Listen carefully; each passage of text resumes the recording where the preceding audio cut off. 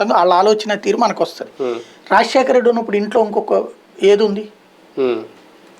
వివేకానంద రెడ్డి రాజకీయాల్లో ఉన్నాడు, లేకపోతే భాస్కర్ రెడ్డి వీళ్ళందరూ కూడా తోడున్నారు. కానీ అన్ని నడిపాడు ఆయన. సింగిల్ మ్యాన్ కదే. కేవీపీ రామచంద్రరావు పక్కన పెట్టుకుని నడిపాడు.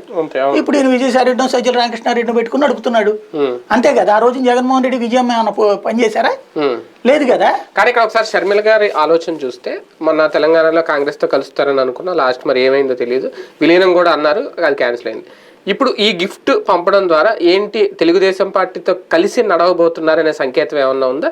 జస్ట్ ఒక బెదిరింపేనా ఇది? ఇందులో రెండు సంకేతాలు నాకు. ఒకటి, ఆవిడ తెలంగాణలో ఇంకా అయిపోయింది ఆవిడ పొలిటికల్ కెరీర్. ఎందుకు అంటే ఒకటి వైఎస్ఆర్టీపీ పోటీ చేయకపోవడం, కాంగ్రెస్కి అనుబంధంగా పనిచేయడం ఒక ఎత్తు అయితే, రెండవ అతిపెద్ద సమస్య ఏమైందంటే గెలుస్తున్నాడని తెలిసినా కూడా రేవంత్ రెడ్డిని తిట్టింది ఆవిడ.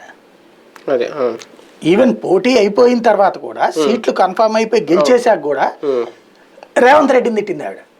అట్టంటోడు కాకుండా, స్వార్థపరులు కాకుండా రావాలి అని. ఈ కాంగ్రెస్ పార్టీలో తెలంగాణలో ఈవిడికి ఏ స్కోప్ లేదు.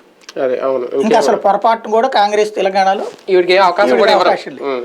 ఇక ఈవిడికి ఉన్న ఏకైక ఆల్టర్నేటివ్ ఏంటి?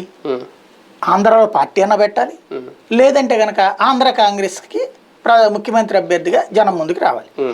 ఆంధ్ర కాంగ్రెస్ ఇప్పుడు ముఖ్యమంత్రి అభ్యర్థిగా అయితే ఆవిడని ప్రకటించడానికి సిద్ధంగా లేదు. కనీసం ముందు పిసిసి చీఫ్ అయినా చేయాలి.